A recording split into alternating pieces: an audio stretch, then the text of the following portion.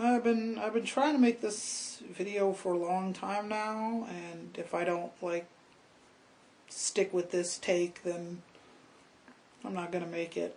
But I've wanted to make this video because I've wanted to talk about this. I wanted to put this out there, but it's gonna be long. Nobody's gonna finish watching this video. Nobody's gonna sit through the entire thing. I don't even feel like rendering the entire thing because the first time I did this, it turned out to be like 20 some odd minutes long, and I was still talking, and I don't want to do that. So I'm just gonna skip to the end and just say that I'm being bugged by a particular coworker of mine. We have this relationship, this kind of, well, my relationship to him, let's just call him Joe. My relationship to Joe is more of a wink, wink, nudge, nudge. Joe is very good at his job, very good. I've communicated this to several other people at my job, and he's a cool guy. He's cool. Like I said, good at his job. Very professional. Very, knows what he's doing.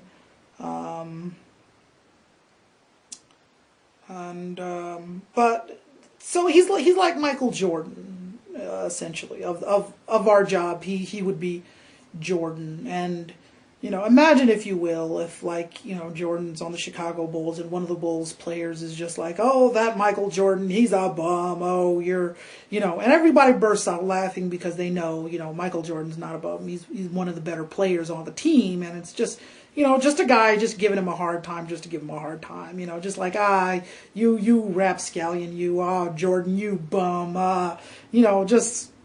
whatever Jordan does, just like, you're a bum, you don't know what you're doing. And, of course, that's our relation. That's my relationship to Joe, where I just, Joe, you're a bum. Joe, you don't know what you're doing. Joe, you're terrible at your job.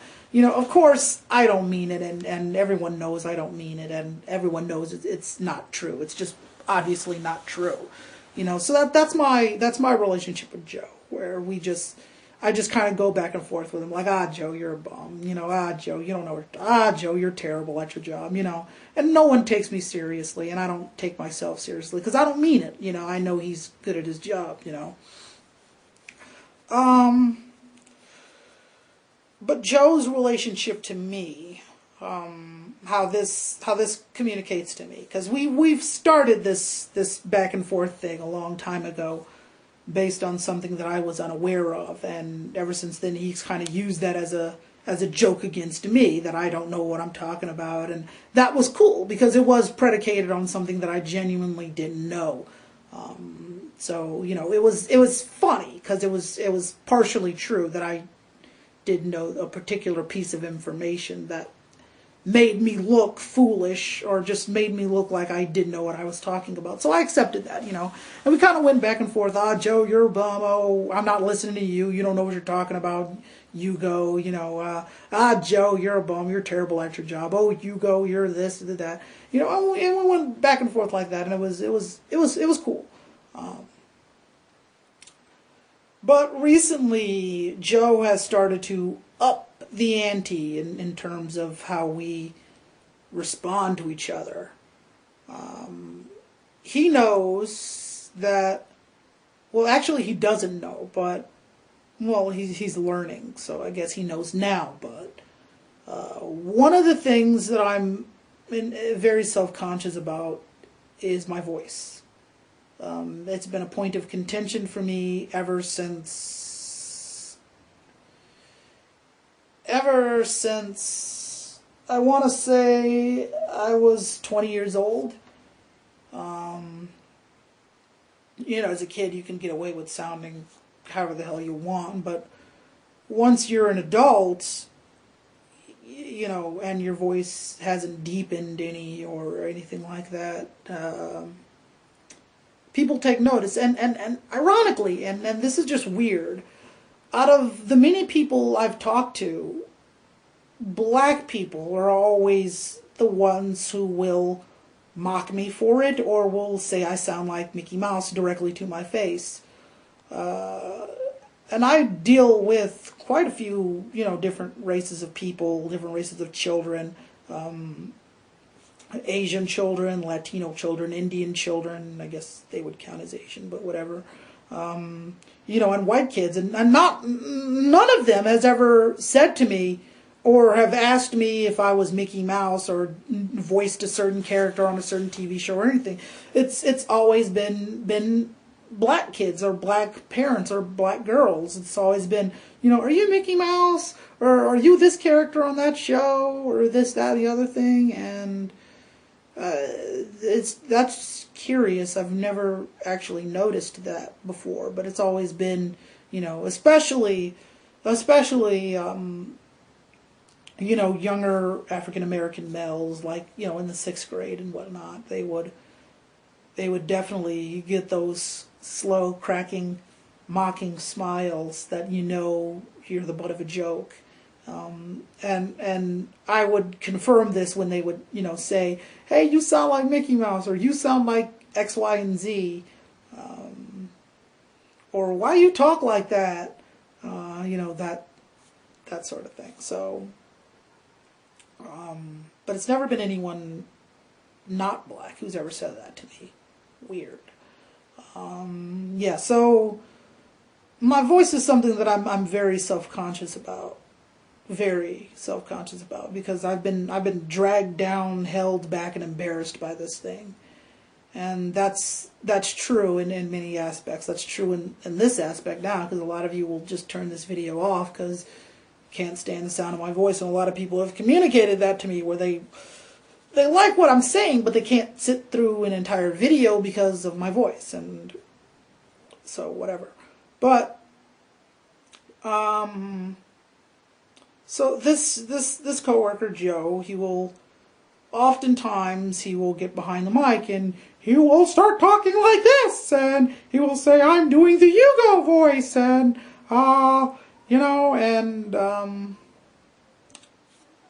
that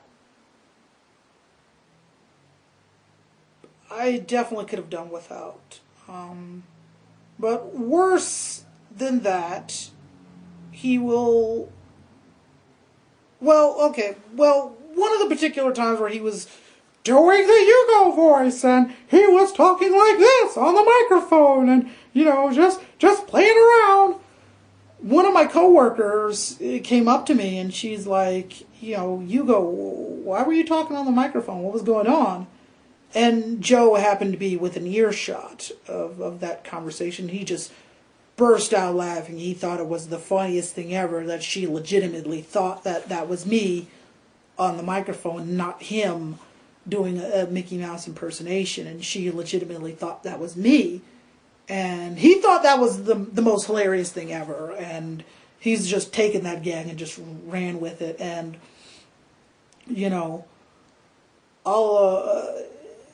and that particular coach, she wasn't in on the gag or anything. She legitimately thought that was me, as she's communicated that to me several times. And like I said, Joe has just taken this and ran with it. So he's out at events sometimes, and he'll just start talking on the microphone with a Mickey voice. And when one of my coworkers asked him what he was doing, he said, well, I'm doing Hugo's voice. And she's like, OMG, you totally sound like that. And I just kind of, just smile and nod and just, yeah, whatever. And just kind of tell Lou I'm going to get him, oh, you rapscallion, I'm going to get you, But deep down, it's just like, like, can we not do that? Can you not? Like, and he'll crack jokes, about how I haven't hit puberty, and it's gotten to the point now where my other coworkers will make said jokes, only when he's there, not when he's not, but only when he's there they will join in on the fun and ask me, hey, say this and say this, and oh my goodness, you sound like Mickey Mouse, and say this, and can you say that, and it's to the point now where I'm just like, yeah, whatever. Or I just smile and nod and just, oh Joe, I'm gonna get you. Just wait and see. I'm gonna get you, you rascal, you. Ooh, I'm gonna get you. You know.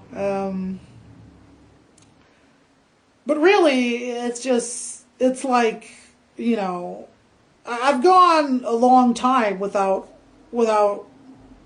hearing any contentions on my voice, and I know my voice is unusual for an African American male. Most African American males, we usually have a lot of timbre in our voice. I lack that for reasons that are unknown to me. Whatever, but and I'm very aware of that fact. Believe me, I am. And I've just dealt with a lot of issues with my voice where people don't take me seriously. There was in high school. I rapped a lot in high school. I did Freestyle Fridays back in high school. This was before BET started doing Freestyle Fridays, where we would sit at the lunch counter and just start rapping, And I remember I was talking to one of my friends. She's a white girl. This was back in high school, and I was telling her, I rap, we were doing a skit. I can't remember what it was, and there was this other guy there. His name was Richie, white dude. He could rap. Dude was nice, and but she was aware that I could rap as well. Richie was aware of the fact too, and she was like, "Yeah, we can do a skit."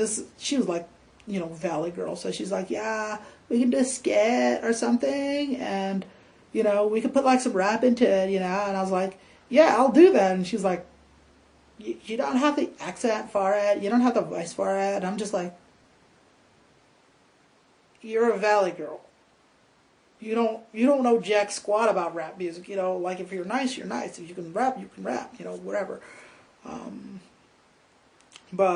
Yeah. So, just point of contentions, just for me, and just that. So,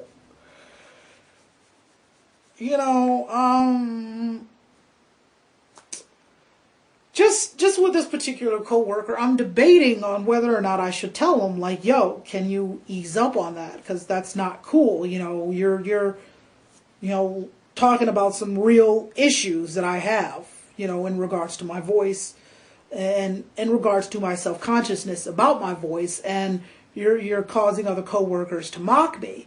And this is something that I take personally. It's not, anything that I can just like, whatever, this isn't like your average coworker ribbing, or, wink, wink, nudge, nudge. This is stuff that I've like dealt with. Like, this is ongoing crap that I constantly have to deal with, and I'd rather not deal with it from my coworkers and on the job. And I'm just wondering if I should like, tell them that, like, "Yo, look, this can't go on like this. Like, this is not cool. I'm not, it's not cool that this isn't cool. Like, I'm just not, this isn't something that I can keep doing. This isn't something that I can keep going with if it's going to be like that." And, I respect him. He's a cool guy. He's good at what he does.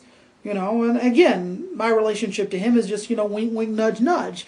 But he's actually getting at me on some real, like, personal stuff, some real, like, stuff that I have to deal with and struggle with, and things that I would rather not have exploited as a weakness around people that I need to be, in control of, need to be in command of.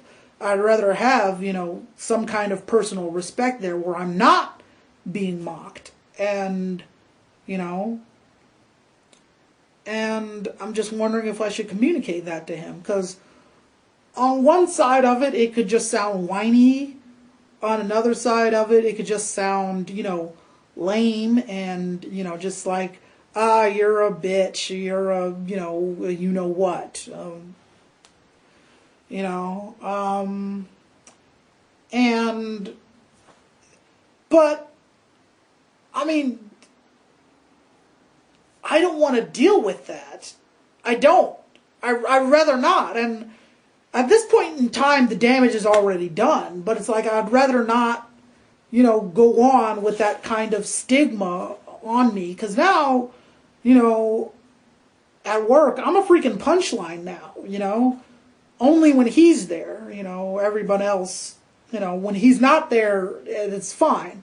But when he's there, I just become the butt of every single joke. I'm a punchline, you know, I'm mocked, I'm laughed at, and I'd rather not deal with that. So it's like, look, you know, I don't know.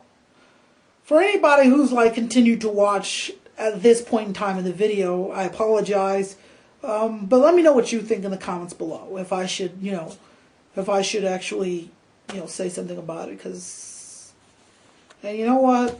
I could write a blog about this, but no one's going to read it. I made a video about this. No one's going to watch it. But whatever. I just wanted to get that off my chest and just say that, you know, I'm just tired of being a fucking punchline. And I would really like, you know, some semblance of respect, or it's just some acknowledgement that I'm not a punchline to this guy. Because, again, I respect him. He's good at his job. He's good at what he does. And, you know, I could say some very, very, you know, just distasteful things to him.